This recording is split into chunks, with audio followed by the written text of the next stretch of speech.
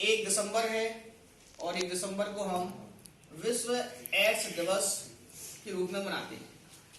पूरे विश्व में इस खतरनाक रोग की जागरूकता को फैलाने के लिए पूरे विश्व में ये दिवस 1 दिसंबर को जो है वो वर्ल्ड एड्स डे के रूप में सभी लोग मनाते हैं, सेलिब्रेट करते हैं।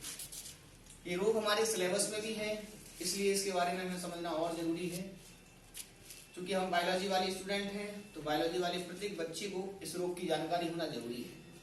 ये एड्स है और एड्स एक खतरनाक बीमारी है, एड्स एक लाइलाज बीमारी है। इस बीमारी का कोई इलाज नहीं है, इस बीमारी की कोई प्रभावशाली दवा नहीं है। इसीलिए इस रोग के बारे में कहा जाता है कि ये रोग जो है इसकी अगर जानकारी आपको हो जाए तो जानकारी ही क्या है, बचाओ। जानकारी ही बचाओ। चलिए, तो आपको थोड़ा सा इसके बारे में हम समझा रहे हैं, जानकारी दे रहे हैं। अगर आप तक ये जानकारी पहुंच जाए तो आप और लोगों तक पहुंचा देना इसको, ये आपकी जिम्मेदारी है। सबसे पहले हम बात करते हैं एड्स की। इस रोग का संक्षिप्त नाम है एड्स और विस्तार से इसका नाम अगर हम लेना चाहें तो यहाँ इसका नाम होगा, एक का मतलब होगा acquired immuno deficiency syndrome. Acquired immuno deficiency syndrome Hindi में अगर हम इसे कहेंगे तो हम कहेंगे मानव प्रतिरक्षा न्यूनता संलक्षण। मानव प्रतिरक्षा न्यूनता संलक्षण इंग्लिश में कहते हैं एड्स। शॉर्ट फॉर्म है इसका एड्स, विस्तार रूप है इसका एक्वायर्ड इम्यूनो डिफिशियंसी सिंड्रोम, है ना। एक खतरनाक बीमारी है। अब यहाँ से कई सारे स्टेप हमारे सामने आएंगे, हमारे दिमाग में कई सारे पॉइंट इस रोग से रिलेटेड चलेंगे। जैसे एक पॉइंट हमारे दिमाग में चलता है कि सर ये रोग होता किससे है, ये रोग हमारे शरीर में होता किससे है, कौन करेगा इसे, जीवाणु कौन करेगा, विषाणु कौन करता है। तो इसके लिए अपन को याद रखना है कि जो एड्स है वो हमारे शरीर में HIV वायरस या विषाणु से होता है।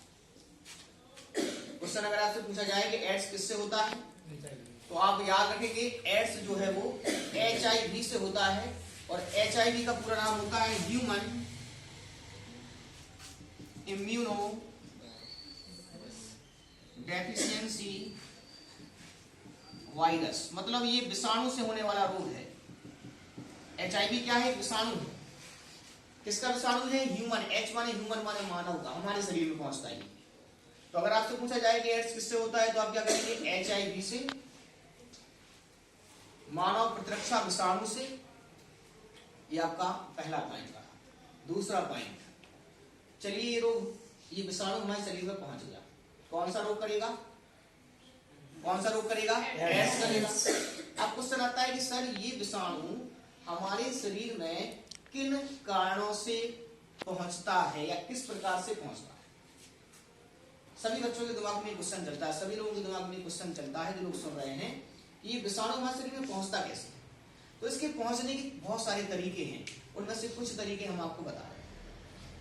पहला तरीका हम आपको बता रहे हैं, सपोज कर लीजिए ये कोई पेशेंट है HIV का। HIV मतलब विषाणु है इसके शरीर में और इसके शरीर में रोग है कौन सा, एड्स। इसके शरीर में अगर इसका ब्लड बिना HIV जांच किए किसी सामान्य व्यक्ति को चढ़ा दिया जाए तो एड्स इस व्यक्ति को हो जाएगा। एड्स इस व्यक्ति को एक पॉइंट रहा है, मतलब बिना HIV की जांच किए हुए रक्त को लेने या देने से ये रोग होता है। ये पहला पॉइंट। दूसरा पॉइंट है कि अगर ये व्यक्ति है, इसको एड्स है और डॉक्टर ने इसको सिरिंज लगा दी, सुई लगा दी और फिर उसी सिरिंज का उपयोग डॉक्टर किसी सामान्य व्यक्ति में, नॉर्मल जिसको एड्स नहीं है, उसको वो सिरिंज लगा दे। तो दूसरा ये तरीका है इस रोग के संचरण का, इस रोग के फैलने का, एक व्यक्ति से दूसरे व्यक्ति। तीसरा पॉइंट है कि अगर मान लीजिए एक व्यक्ति है और ये एक से अधिक स्त्रियों के साथ असुरक्षित यौन संबंध स्थापित करता है, तब भी इस व्यक्ति को, सामने वाले व्यक्ति को एड्स होने का खतरा बना रहता है। या कोई फीमेल है, वो एक से अधिक पुरुषों के साथ यौन संबंध स्थापित करती है, तब भी उसमें एड्स रोग होने का खतरा बना रहता है। चौथा पॉइंट है कि अगर कोई माता है, गर्भावस्था से है, उसके गर्भ में कोई शिशु या भ्रूण है और माता HIV पॉजिटिव है तो उसके बच्चे को भी एड्स रोग हो जाएगा। पहले हमने सबसे पहले क्या देखा कि एड्स है क्या, एड्स का पूरा नाम क्या होता है। पर हमने देखा कि एड्स को हिंदी में क्या कहते हैं। पर हमने देखा कि एड्स होता कैसे है, HIV से, मानव प्रतिरक्षा विषाणु से, ह्यूमन इम्यूनोडेफिशिएंसी वायरस से। पर हमने देखा कि तीसरे स्टेप में हमने देखा कि ये जो HIV वायरस है ये हमारे शरीर में कैसे पहुंचता है। ये 3 स्टेप हमने देखे। अब चौथा स्टेप हमारे दिमाग में चल रहा है कि सर ये वायरस जो है हमारे शरीर में पहुंच गया तो अब इसका क्या दुष्परिणाम हमें देखने को मिलेगा, क्या दुष्परिणाम देखने को हमें मिलेगा। तो इसके बारे में हम आपको बहुत बेहतरीन पॉइंट बता रहे हैं कि जब ये विषाणु किसी व्यक्ति में प्रवेश करता है, मान लीजिए 2022 चल रही है, अगर 2022 में किसी व्यक्ति की या किसी महिला के पुरुष के शरीर में प्रवेश करता है, किन कारणों से करता है हम आपको बता चुके।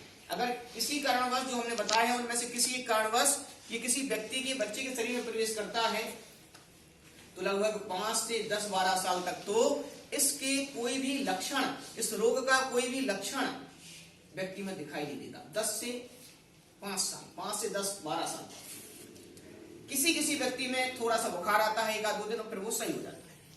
तो सबसे खतरनाक स्थिति HIV वायरस की यही है कि शरीर में प्रवेश करने के बाद ये 10 से 12 साल तक कोई भी लक्षण प्रदर्शित नहीं करता, और अगर करेगा तो थोड़ा सा हल्का फुल्का बुखार आएगा और सही हो जाएगा। यही इसकी खतरनाक स्थिति है।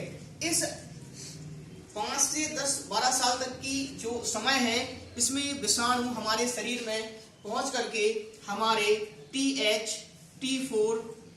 और T4 लिम्फोसाइट, TH और T4 लिम्फोसाइट जो WBC का प्रकार होती है, और WBC हमारे खून का एक भाग है, खून की कोशिकाएं हैं, व्हाइट ब्लड सेल्स जो हमारा प्रतिरक्षा तंत्र बनाती हैं, इम्यून सिस्टम बनाती हैं, रोगों से लड़ने की क्षमता बनाती हैं, हानिकारक जीवाणुओं को, कीटाणुओं को मार के खा जाती हैं, मार देती है, नष्ट कर देती हैं। मतलब हमारे शरीर की सेना होती है। जिस प्रकार से किसी भी देश को अगर आपको जीतना है या उस देश को आपको बर्बाद करना है या उस देश पर आपको हमला करना है, कब्जा करना है, तो पहले उस देश की सीमा को, उस देश के सैनिकों को आपको क्या करना पड़ेगा, मारना पड़ेगा, तब आप उस देश पर कब्जा कर पाएंगे। तो ठीक ऐसी कंडीशन ये HIV वायरस करता है। इसका टारगेट होता है कि व्यक्ति के शरीर की जो प्रतिरक्षण क्षमता है उसको बनाने वाली जो सेना है, जो आर्मी सेल्स हैं, जो सोल्जर सेल हैं, जो सैनिक कोशिकाएं हैं, WBC खून की कोशिकाएं हैं, उनको ये खत्म करने लगता है, मारने लगता है, हटाने लगता है। और 5 से 10 साल के अंतराल में ये हमारे पूरे प्रतिरक्षा तंत्र को कमजोर कर देता है, हमारी पूरी सेना को तबाह कर देता है। और जब 5 से 10-12 साल हो जाते हैं तब ये विषाणु हमारे शरीर में पूरा प्रभाव जमा लेता है और फिर हमें विभिन्न प्रकार के लक्षण प्रदर्शित होने लगते। तब तक जब तक ये अपनी पूरी संख्या बढ़ा लेता है, पूरा हमारा प्रतिरक्षा तंत्र पर ये कब्जा कर लेता है, तब फिर हमारे शरीर में विभिन्न प्रकार के लक्षण प्रदर्शित होते हैं। तो नॉर्मली अधिकांश व्यक्ति अपना नॉर्मल ऐसे ही लोकल इलाज कराते रहते हैं, तब तक उन्हें पता चलता है जब तक बहुत देर हो चुकी होती है ना। इस रोग के फैलने के कारण हमने आपको बताया असुरक्षित एवं संबंधों से फैलता है, एक ही सिरंज का उपयोग एक से अधिक व्यक्तियों को बार बार करने पर फैलता है, गर्भस्थ माता से उसके बच्चे में फैल जाता है।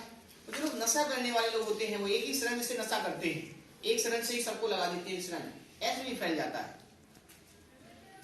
तो ये रहे फैलने के कारण आपके, ये रहा आपका कि ये वायरस हमारे शरीर में पहुंच करके 5 से 10 साल तक करता क्या है, तो पूरे हमारे प्रतिरक्षा तंत्र को, इम्यून सिस्टम को ये बर्बाद कर देता है, उस पर पूरा कब्जा कर लेता है।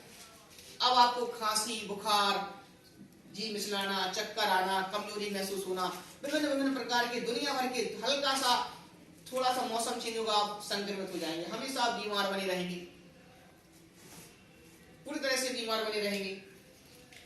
और धीरे धीरे आपकी प्रतिरक्षण क्षमता तो घट ही रही थी, आप और ज्यादा कमजोर होते जाएंगे और ज्यादा वीक होते जाएंगे।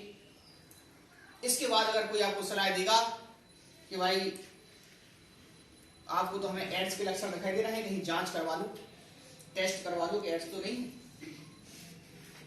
तो आप फिर कहीं गवर्नमेंट हॉस्पिटल में जाएंगे, किसी बड़े हॉस्पिटल में, तो वहां पर आपका एक टेस्ट कराया जाएगा। इस टेस्ट की जानकारी, इस रोग की जानकारी के लिए कराते हैं एलिसा। कौन सा टेस्ट कराते हैं? एलिसा टेस्ट कराते हैं इस रोग की जानकारी के लिए कि आपको एड्स है या एड्स नहीं। आपका कौन सा टेस्ट होता है? एलिसा। एलिसा का पूरा नाम होता है एंजाइम। ई का मतलब एंजाइम होता है, एल का मतलब लिंक, इम्यूनो, आई का मतलब इम्यूनो, एस का मतलब सॉल्वेंट और ए का मतलब acid. Enzyme linked immuno solvent acid. ये टेस्ट जब आप कराते हैं तो इससे पता चलता है कि आपकी बॉडी में एचआईवी वायरस है या नहीं है। अगर है तो पॉजिटिव आता है रिजल्ट और अगर नहीं है तो नेगेटिव आता है। आप क्वेश्चन आता है कि सर हम लोग क्या करें कि ये रोग हमें ना हो पाए, क्या करें कि ये रोग ना हो पाए, कैसे बचें इस रोग को होने से? तो इस रोग को अगर आपको नहीं होने देना है तो सबसे पहले आपको जब भी आप कभी ब्लड लें या दें किसी को, ब्लड लें या दें किसी को, तो उसका एचआईवी जांच करवा लें। हालांकि पुराने समय में ऐसा होता था कि जब बिना एचआईवी टेस्ट किए ही ब्लड ग्रुप को मैच करके ब्लड चला दिया जाता है, लेकिन आज के समय में जब से ये रोग आया है, डॉक्टरों को जानकारी हुई है, तब ब्लड लेने और देने से पहले डॉक्टर एचआईवी की जांच जरूर करता है।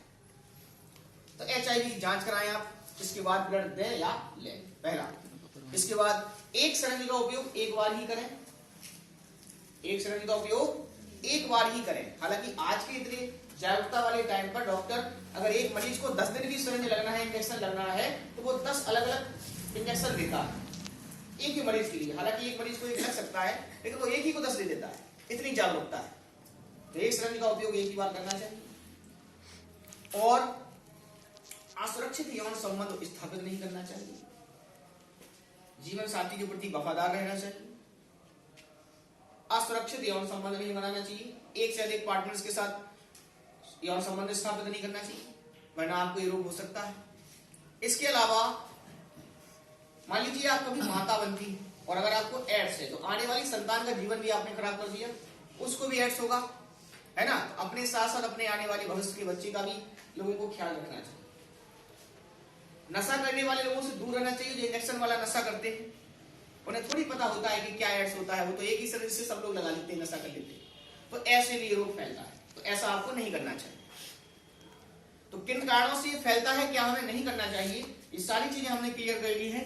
इस रोग के लिए अगर ये रोग है आपके शरीर में, इसकी आपको जानकारी करना है। तो आप कौन सा टेस्ट कराएंगे? एलिसा टेस्ट कराएंगे। कौन सा टेस्ट कराएंगे? एलिसा टेस्ट कराएंगे। आप कौन सा टेस्ट कराएंगे? एलिसा। और इसके लिए आपको क्या करना पड़ेगा?